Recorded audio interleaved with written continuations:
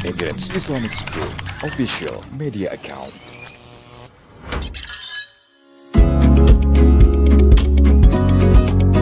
Salam dan bahagia Ibu dan Bapak Guru. Halo, semoga Ibu dan Bapak Guru dalam keadaan sehat selalu. Selamat berjumpa kembali dalam modul penguatan literasi.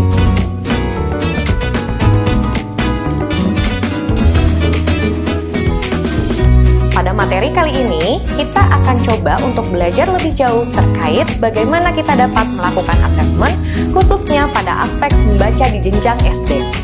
Mengapa kita harus melakukan asesmen membaca di SD? Apakah ini merupakan hal yang penting? Ibu dan Bapak Guru, keterampilan membaca tidak hanya mencangkup kemampuan seseorang murid untuk merangkai bunyi huruf dan melafalkannya dengan fasih.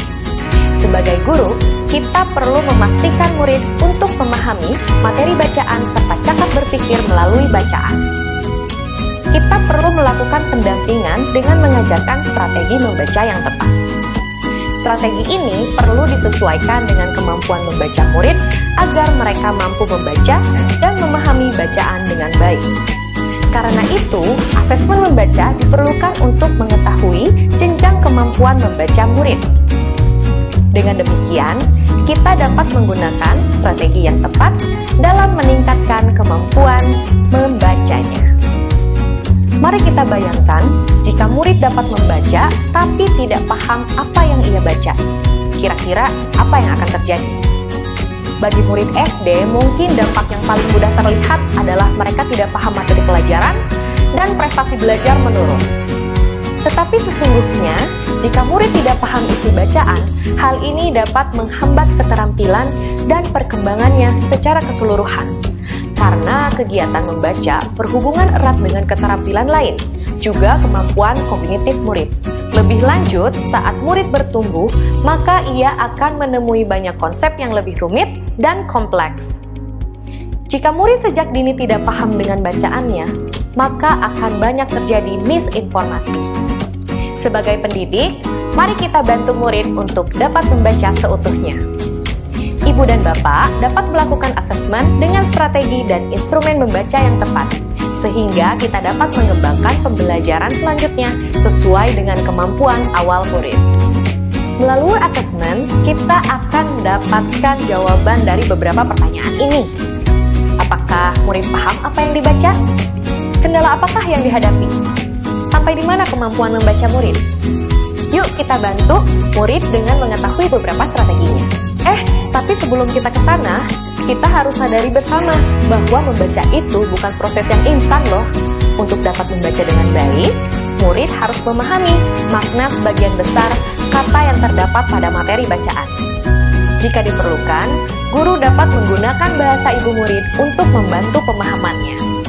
Saat murid paham bahasa utama yang dipakai, ini akan memudahkan untuk mengasosiasi bunyi dan simbol huruf dalam bacaan.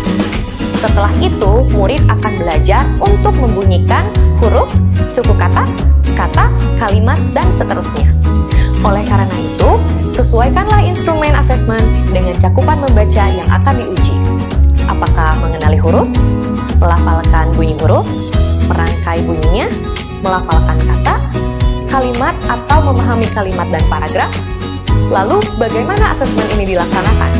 Secara garis besar, kita tetap dapat melakukan strategi diferensiasi yang sudah kita pelajari, seperti pengelompokan murid, sistem teman, atau melakukan asesmen individual dengan sistem membeli waktu murid. Dengan melakukan strategi di atas, akan memudahkan kita dalam pelaksanaan asesmen membaca. Sekarang, mari kita siapkan instrumen asesmen membacanya. Instrumen ini akan terbagi menjadi dua kategori, yaitu yang dilakukan oleh guru dan yang dilakukan oleh murid sendiri. Asesmen membaca yang dilakukan guru. 1. Lembar bacaan. Lembar bacaan berfungsi menilai kemampuan membaca dengan fasih. Melakukan asesmen dengan menggunakan lembar bacaan dapat dilakukan setelah kita membacakan buku cerita. Salinlah kalimat yang ada dalam buku ke dalam lembar bacaan seperti ini. Pada lembar bacaan, tuliskan nama murid, kelas, tanggal, jumlah kata, dan kalimat yang kita salin dari buku. Sesuaikanlah jumlah kata dan jenis cerita dengan kemampuan murid. Mulailah dengan jumlah kata sedikit dulu, dan ditambah seiring kemampuan murid yang semakin berkembang. Pada saat murid membaca, guru dapat membantu untuk menunjuk kata-katanya. Lalu, garis bawahilah kata-kata yang masih belum dapat dibaca murid. Untuk kelas 1 atau murid yang membacanya belum lancar, lembar bacaan dapat diganti dengan huruf. Huruf yang diacak, suku kata, dan kata. 2. Lembar checklist pemahaman cerita. Selain lembar bacaan, guru juga dapat menggunakan lembar checklist untuk melihat pemahaman murid terhadap cerita atau sikap membaca murid selama kegiatan membaca. Caranya adalah berikan beberapa pertanyaan terkait cerita yang telah dibaca, seperti nama tokoh, alur cerita, dan lokasi cerita. Indikator dapat bertambah sesuai kemampuan murid. Misalnya, untuk murid SD kelas atas, kita bisa menambahkan masalah dan solusi dalam cerita sebagai indikatornya. Sehingga pada saat murid menjawab pertanyaan, guru dapat langsung memberikan penilaiannya. Berikut adalah tampilannya.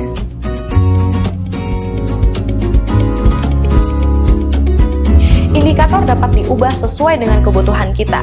Contohnya, kita ingin mengetahui sikap membaca murid, maka indikatornya adalah melihat gambar dalam cerita, menunjuk atau melihat kata yang dibaca, merespon cerita dengan ekspresi muka atau ucapan, tertawa atau gerak tubuh, dan lain-lain. Bagaimana dengan asesmen membaca yang dapat dilakukan murid? Asesmen membaca yang dilakukan murid. 1. Lembar review buku. Setelah murid membaca sebuah buku, ia dapat diminta untuk menuliskan tanggapannya terhadap cerita dalam buku. Murid yang belum lancar menulis dapat menggambarkan pendapatnya. Guru dapat membantu membacakan instruksi pada murid kelas bawah. Berikut ini adalah contoh tampilannya.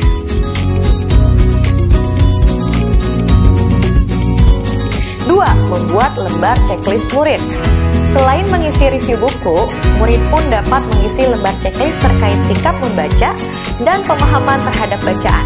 Kita ambil contoh indikatornya adalah aku memahami isi cerita, aku mengetahui lokasi cerita, aku mengetahui semua tokoh cerita, aku menunjuk kata saat membaca, aku melihat gambar dan tulisan dengan seksama, dan lain-lain.